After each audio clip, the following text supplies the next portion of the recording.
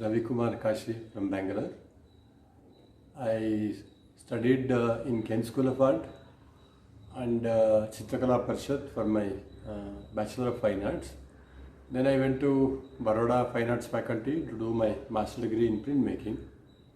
Much later I went to Glasgow School of Art to study handmade paper making. There was a center of handmade paper making resource. So from Jackie Perry I learned handmade paper making. Then 2009 I went to South Korea to learn Korean paper making. That's Hanji paper making, which is a very established tradition of South Korea.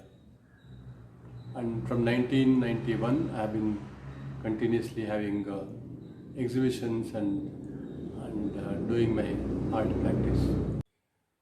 Today I would like to speak about my studio practice and how studio is a very important component in my works creation.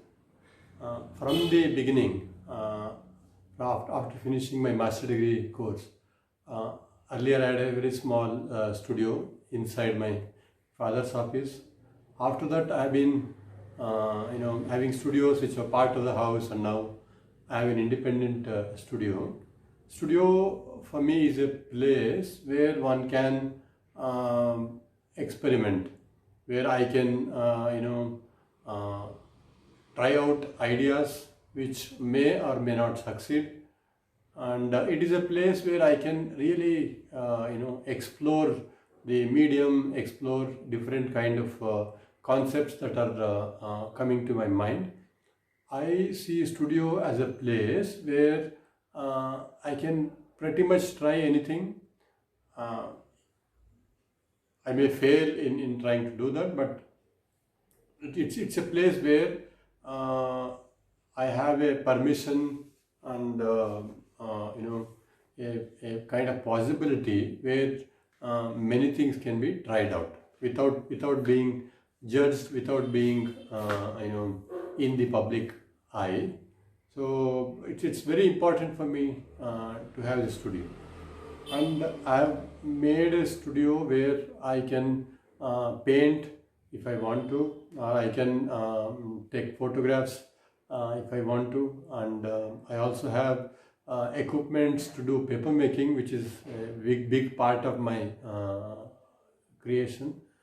And I got machines to make pulp, and then I have all the tub and screen, and pretty much any small equipment that is needed is there in the studio.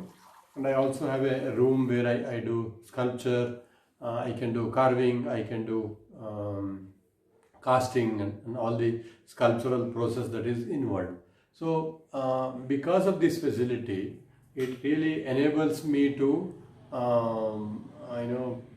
try out many things which I would not I have not tried before. And even my practice is such that I don't normally work with one medium all the time. There are phases when I am working only on paper making.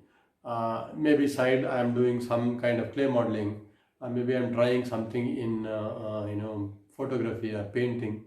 So parallelly a lot of things are happening. So there are rooms where I can go and do this process, or I can go and do some sculpture. So for me, I see studio as a lab where I can really try out things. Normally what happens, I have a journal where I kind of note down the ideas that come to me, and it is not necessary that all the ideas that come to me are worthwhile spending the time or executing it, but nevertheless I write it down with a date and place where I got that idea.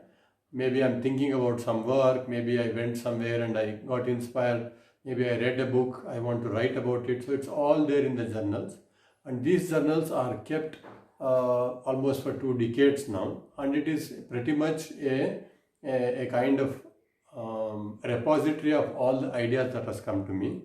And because of those journals, I can really trace from which point this particular idea, this particular inclination started, and then how over a period of time it took different shapes and different.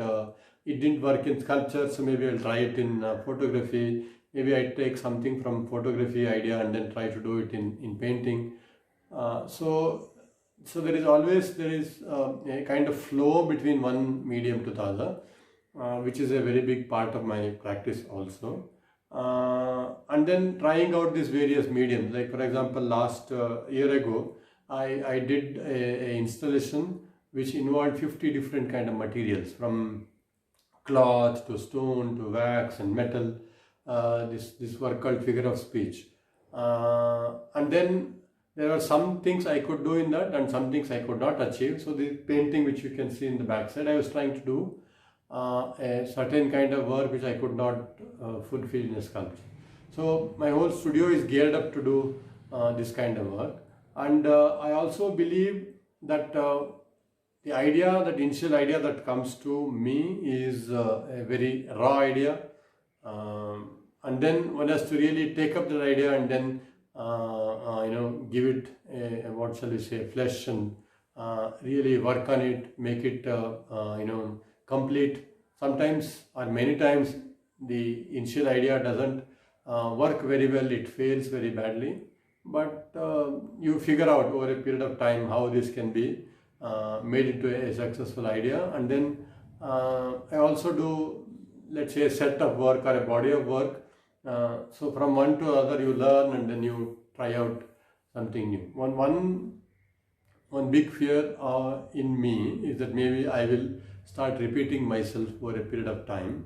So I'm also constantly look out for new material, new kind of making. So this studio for me is a place where I can think through materials, experiment in materials, and fail most of the time, and then come up with some successful ideas. Only when I'm very sure it's a good body of work, then it is shown in a gallery, in a public place, and so on.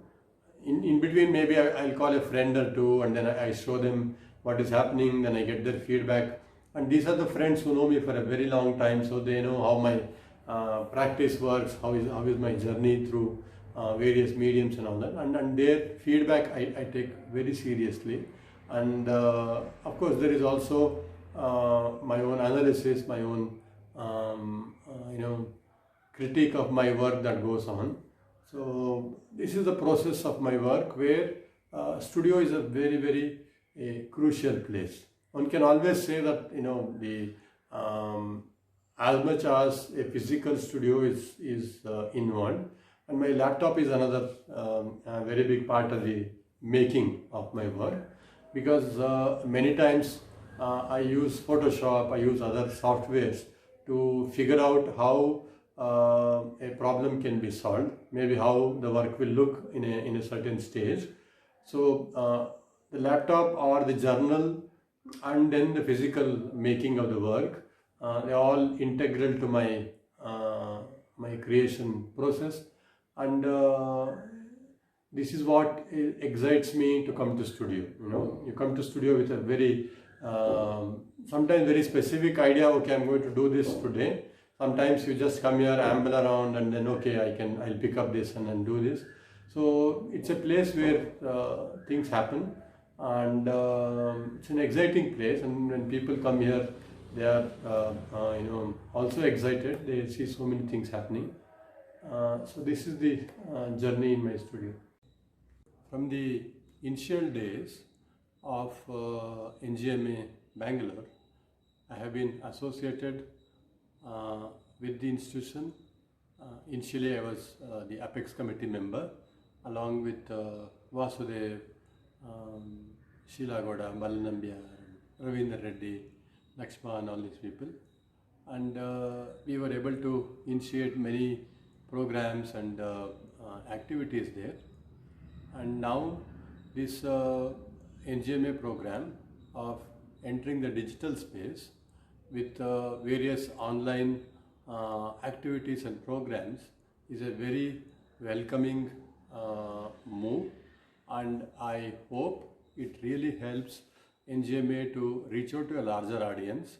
And I must say that the programs can not only be in English or Hindi, but also in vernacular languages like Kannada, Telugu, Tamil, etc., so that it can reach a really vast audience.